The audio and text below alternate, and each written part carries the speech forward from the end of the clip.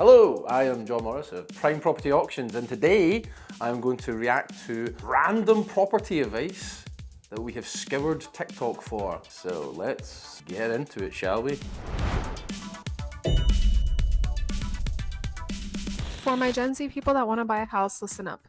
I know it's so expensive out there right now and interest rates are so high right now, but if you are...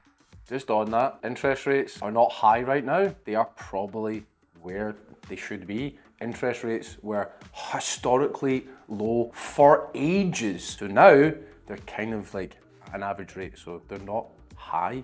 They're just where they probably should have been for years. So first thing you'll need is you'll need to find a lender, someone who can help you get pre-qualified for a loan. So this is an American lady. So by lender, I'm assuming she means a broker. If you are looking to buy a property, I'm a big believer in use experts. Don't go to just the high street lender. If you are banking with a specific bank, they will give you only the products available to them. But if you go to a broker who has access to the full market, they will be able to give you options you can actually pick from and say which one is actually best for you to use. With that being said, you'll need at least a 580 credit score. Getting a credit score, very important. Yes, some people don't have that good a credit score. In order to get one, just be on the electoral roll. If you have a credit card, make sure you pay it off. And then most lenders in Britain anyway want at least 3 to 6 months bank statements to show that you have some sort of money and you're getting paid. Cool, that is fairly good advice. Let's go to number 2. Unless you've been living under a rock, you've probably heard of the billionaire Grant Cardone. Uncle G, legend. He recently gave some terrible, horrible, no good advice for everyone under the age of 30. He says unless a 20-something person is super rich, they should not buy a home to live in, but they should be homes as investment properties to rent out for income. The math is not mathing. So this is a massive thing in the property investment sphere. A lot of property investment gurus tell you don't buy anywhere, just rent, and focus all your income into investment properties because they will give you money. I mean, ultimately, if you're buying a property for, say, £200,000, you will need at least £20,000 to buy that property. But if you are looking to buy an investment property and you put 20 grand into it, that will actually go up in value. Effectively, it will give you cash flow. There's two camps of whether or not you should rent or whether or not you should buy. I'm kind of in the camp of buying properties and living in them. Considering a homeowner's net worth is substantially higher than that of a renter, 75 times greater. Telling 20-somethings they should not buy a home to live in, even if they're financially capable of doing so, is not the best advice. If you can afford to buy a property, I would say buy one. If you're going to own it, you can rent out a spare room. So let's say you go and buy a car for 30 grand, right? And you're going to go and use 30 grand of your own money to buy a car cash.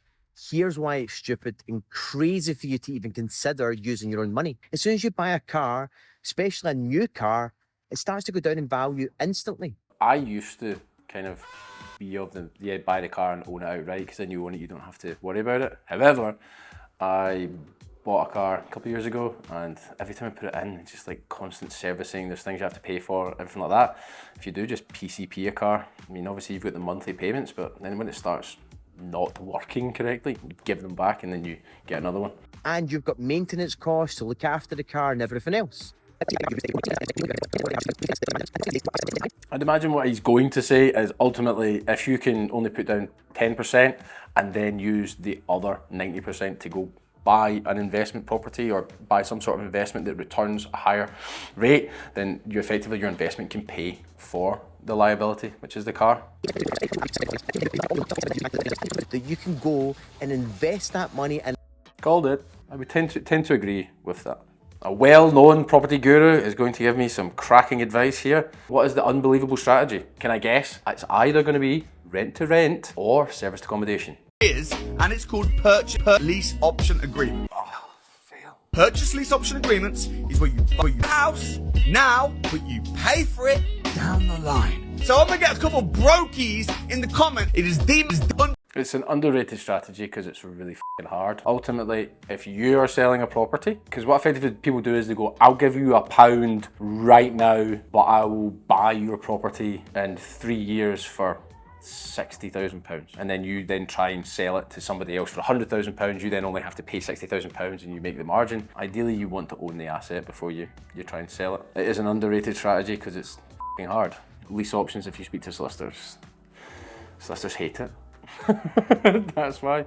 It's a difficult strategy to undertake. If you're not clued up in property, trying to go straight in with lease option agreements, you can potentially get your fingers burnt quite badly. Dave Ramsey is a massive American financial guru, and my handsome business partner Lewis has really recently taken to him, which is interesting dynamic, because Lewis used to actually use the BRR strategy, kind of use debt to leverage himself up, and now recently he is of the mindset, because I'm fairly convinced, because he's listening to this dude, he wants to be completely debt free and pay off all his mortgages. You don't have any stinking money. How dare you, Dave? You don't have any stinking money. Act like a broke person. Why? It's easy. You're a broke person. You make 60 or 90 or 160 a year and you got nothing. Payments coming out your ears, out of control, strutting around acting like you're something. In Texas, they call that big hat, no cattle. Stop it. Stop it. I mean, this is solid advice. Ultimately, live below your means. Don't pretend that you're balling out of control when you're not. Don't be buying expensive luxuries when you can't afford it. If you look at your bank statement at the end of the month and you've got a direct debit for this, a direct debit for that, a direct debit for this, a direct debit for that, a direct debit for this, a direct debit, blah, blah, blah, blah, blah, blah, and then you don't have any money to invest. If you're making no money, it's easy to act like you have no money. Stop pretending. That's good. I think the important metric is you also need to try and increase your income. There's only so much cost cutting you can really do. So if you live below your means to a certain level, then after that, you really want to drive up how much money you make. So that's where investing comes in to it. If you can invest in skills and invest in property, invest in assets, you're making more money. If you then become worth more in the workplace, you get paid more. Once you get paid more, you can invest more, and then you can make more money. Living below your means is a very good way to start the acceleration of growth, but you also need to start making more money. You can't save your way to wealth. So the $1 million question, how does this generation... I have never seen this guy before in my life. So what's the best advice I can give you to buy anything other than a shed? Well, it's to download Bumble, Tinder, or Grindr, whatever tickles your pickle. Is he telling me to download Grindr to get on the housing ladder? I'm confused what he's going to say now. With a 10% deposit, for the average person to buy the average home in the UK, you would need 8 to 9 times your income. So if you and another person buy a home, you only need 4.5 times your income. That's what most banks will lend you. So I had a friend once, he was a solicitor, and he sat down with a mortgage advisor. What do you advise me to do? And the advice was, make more money. I think he's talking about shared ownership. So, I mean, ultimately, if you've got a partner and you want to buy a house together, then yes, it's very good. But buying a house with somebody else who just wants to buy a house and going 50-50 shared ownership should potentially be a disaster. You said a home is a terrible investment. It is a terrible investment. Uncle G again, a home is a terrible investment. There we go. Doesn't cash flow. You don't get big tax write-offs because of it. You have no leverage. So I've got to pick up something there. He says you've got no leverage. What quite a lot of people do is they buy a house, they live in it for a while, and because it's in a good area, they live in there for a couple of years, 4 or 5 years, whatever. The capital growth actually goes up massively. So then they have, say they bought a property for £200,000, they live in it, and now it's worth £300,000.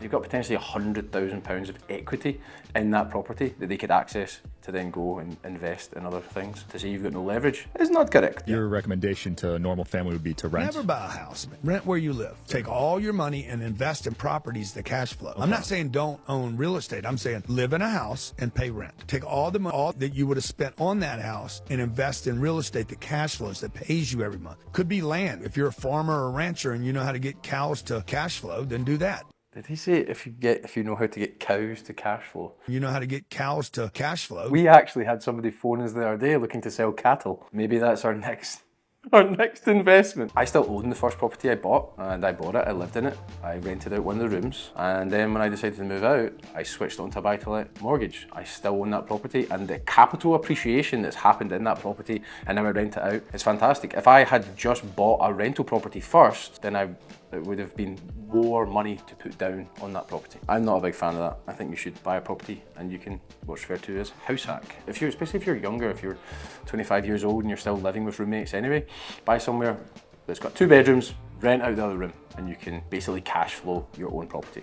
Next! These are the 3 worst properties that you can buy. Let's talk about them. First property I would never buy is a house on a main street. Don't do it. The second property is a house that is too specific. A house that is too specific?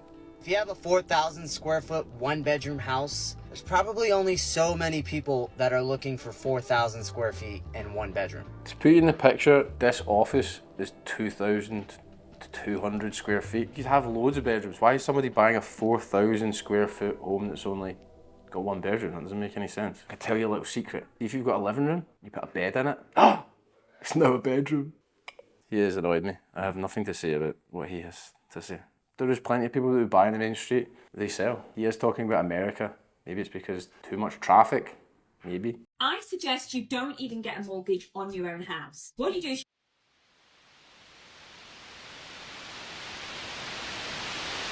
There's lots of this. Don't get mortgages, just rent. that's good debt, and your tenant will be paying the interest on that debt and paying that asset down for you, and you could be renting where you want to go live. You could also just buy where you live, have an investment property, and the investment then pays that mortgage. Ultimately, there's more money down, yes, but if you do it creatively, if you buy somewhere, live in it, do it up, refinance it, pull your money back out of it, and then say you've got no money in that deal, you can do that with your own house. And then you can use the money that you have refinanced, you effectively have a house for free, go buy an investment property, and then it pays you rent and covers your mortgage for your current house, and you have 2 properties. I think this is the last one, we're almost there. Shock the truth about giving the... Rob Moore. I recently saw Rob Moore present at AdCon in London, which we got a lot of value from, the overall event. However, Rob Moore, I felt like, was having a mental breakdown. We'll maybe cut this. Yeah, so that was me reacting to super fun TikToks. That was an interesting experience. I don't spend any time on TikTok, and I feel like my brain has got dumber. Instagram is where I'm at. Yeah, some good advice, some really bad advice. It seems to be all the same shit.